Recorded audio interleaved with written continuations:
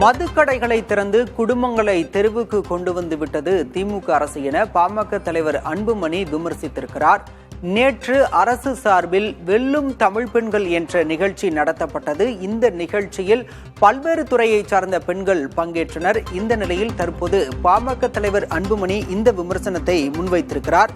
தமிழ்நாட்டில் கூடுதலாக 16 லட்சம் பெண்களுக்கு மகளிர் உரிமை தொகை வழங்கும் திட்டத்தை தொடங்கி வைப்பதற்காக பல கோடி ரூபாய் மக்களின் வரிப்பணத்தை வீணடித்து மாபெரும் விளம்பர நாடகத்தை திமுக அரசு அரங்கேற்றி இருப்பதாகவும் அவர் சாடியிருக்கிறார்.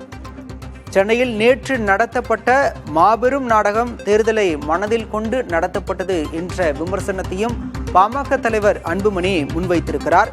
மகளிருக்கு மாதம் 1000 ரூபாய் வழங்கும் திட்டமே ஒரு வாக்கு திருட்டு நடவடிக்கைதான் என்ற விமர்சனத்தையும் அவர் எழுப்பியிருக்கிறார். திமுக அரசு மதுவிலக்கை நடைமுறைப்படுத்த முன்வராது என்றும் அன்புமணி குற்றம் சாட்டியிருக்கிறார்.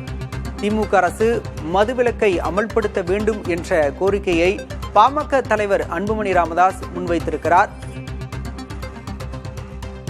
தற்போதைய அண்மை செய்தியாக பார்க்கின்றோம்.